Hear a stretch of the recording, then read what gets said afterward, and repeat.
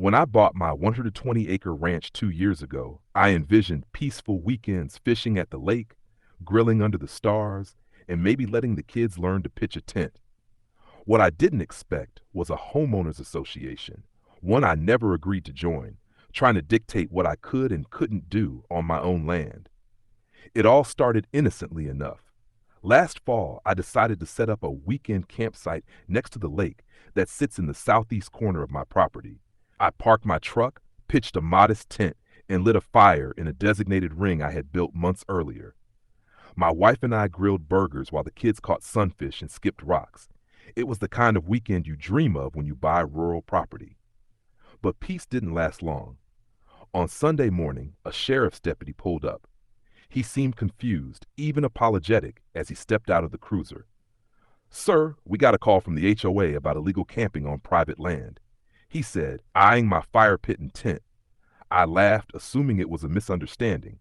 This is my private land, but the deputy had a printed complaint. Apparently, the Oakwood Trails HOA had reported unauthorized camping, landscape disruption, and possible fire hazards. I was told someone named Carla Simmons, acting as the HOA president, had insisted that the lake area fell under shared easement use. That was news to me.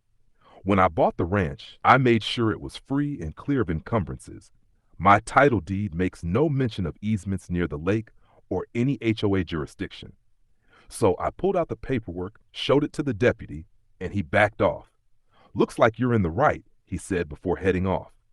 "Might want to talk to the county about the HOA claim, though." I did more than talk. The next morning, I called my real estate attorney. Within 2 weeks, we had traced the problem. A newly formed HOA established by a group of neighbors in the adjacent subdivision, not on my property, had filed blanket easement paperwork and attached maps claiming areas, including part of my lake, were community access zones. They tried to sneak it through by recording it with the county clerk, hoping no one would notice. My lawyer filed a formal objection, and we brought forward a quiet title action. After presenting my deed, satellite surveys, and land purchase agreements, the county judge had no trouble ruling in my favor. Then came the twist. Turns out 3 members of the HOA, including Miss Simmons, had been using my land for years without my knowledge. They'd cleared a path through the trees and built a hidden dock on my lake, something I only found after surveying drones flew over. They had even installed trail cameras to monitor when non-residents approached their water access. With that evidence, we filed for trespassing and property damage. The sheriff's office issued citations and gave them 14 days to remove their structures. 2 didn't comply. So last week the sheriff showed up with trucks and deputies. The illegal dock was dismantled. Trail cameras were collected as evidence. Trespass orders were posted on the HOA leaders' front doors, officially banning them from my land. Now the kicker.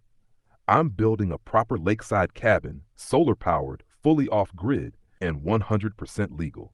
The HOA has no say in it, no jurisdiction, and no right to enter. When I told my story online, some folks couldn't believe it. But out here, property lines matter.